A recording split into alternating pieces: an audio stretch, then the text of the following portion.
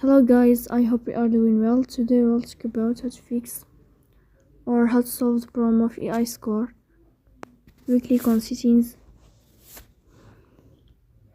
In this page here, we click on apps, default apps, app settings. In this window here, you will click on AI score and you will enter. In this page of app info, you will go to Forcestop and you will click OK. Here we click on storage. Then you click on clear cache.